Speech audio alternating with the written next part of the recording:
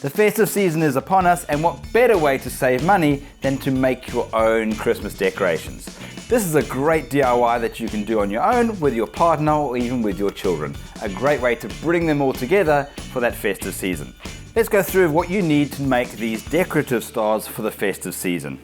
I'm using some scrap pieces of pine which are 20mm thick by 94mm wide.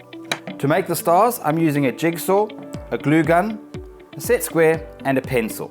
To decorate the structure, I've got some fired earth chalk paint, some fired earth soft wax, some coarse sandpaper, I'm using a 40 grit, and I've got a paintbrush. So where do we get started? Well, let's first of all move all this stuff out the way, and we'll start marking up our scrap timber to make these individual segments of our stars. This is each one of the segments of our star, as you can see, and it's quite straightforward. Each piece has to be 72 degrees. That's the angle of a 5-segment star. If you haven't got a protractor to measure it out, I've chosen some dimensions. If you follow these, you'll make this exact same size. We're going to start off with our bottom line, and then we'll measure in 45, and then we'll measure up 62mm, and also from that point 120. That's going to take us to the top of the star tip. Let's just take a square line on there again. 45, and then to the outer edge is 45, which is 90. Now this will give our 72 degrees angle, which allows us to get the right spacing for all those segments of the star. Okay, so we've got a distance of 120 here, 62 there, and then 45 and 45 to the center point, to the outer edge. Okay, it's time to cut that piece out. Just pop them on the side of the table there. And I'm just going to make use of a clamp. This will help hold it down on my bench or wherever the workspace it is that you're working. Hold that tight. Now you can cut this out with a handsaw. Works just as well, just a lot more effort. The jigsaw is so much quicker. Just take it slow to make sure you try and stay on that line and get a good straight cut line. Right, there's your first piece that you've cut out. Now you can then use this guy as your template to cut out some more. Okay, we've got all our 5 segments of the star. Let's put them all down. You'll notice that you haven't cut too straight sometimes. Don't worry about that. That's actually going to add to the character of the decoration at the end of the day. I love knots, so I always try and choose which is the best side. I like to see that grain structure coming through. Okay, the star structure is complete. All I need to do now is start sanding down these edges. Get rid of those sharp corners, any splinters. I'm using some 40 grit. Now this is quite rough. If you want a smooth flush finish, you're going to probably go with a 100 grit or even a 220 grit sandpaper.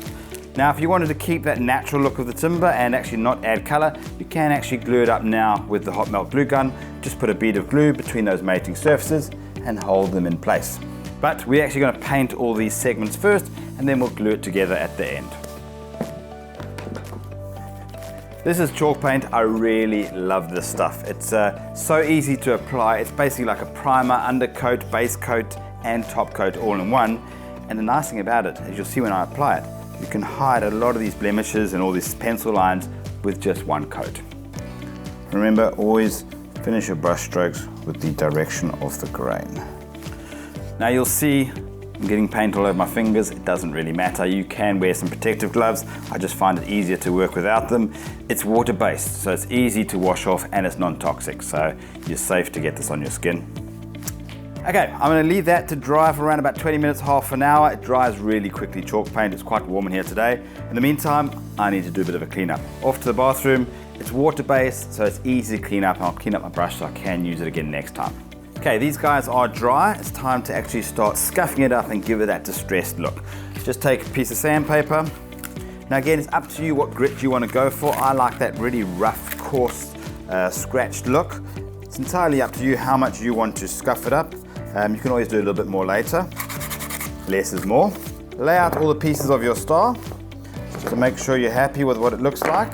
And then we're going to start gluing it together with the glue gun. Now remember, a glue gun gets very hot. Pop a piece along the side there. Try and keep away from the top edge. You don't want it to be too visible. So we're just going to put it on the lower or the bottom half. And then that's our first piece can go in. And our second piece. Once you glue those two together, what I like to do is just give it a turn, and it just breaks it away. If it does stick to your table, you can put a piece of paper underneath there or use a piece of scrap board. I'm using my workbench. But as long as you turn it, then it breaks that joint on the underside, making sure these pieces are firm together. Okay, next piece. Hold that tight in position, give it a slight turn, and then we've got the last piece. Let that fully set before you start picking it up and moving it around. My glue is dry, it's now time to seal it. You can leave it as it is, but it is going to get dirty and age over time. Most people actually want that look. We're going to accelerate that now and put on some wax that's going to seal it. I'm going to use this soft dark wax. What's nice about this is it actually creates an aged look as well as protecting it and sealing the star. Very simple.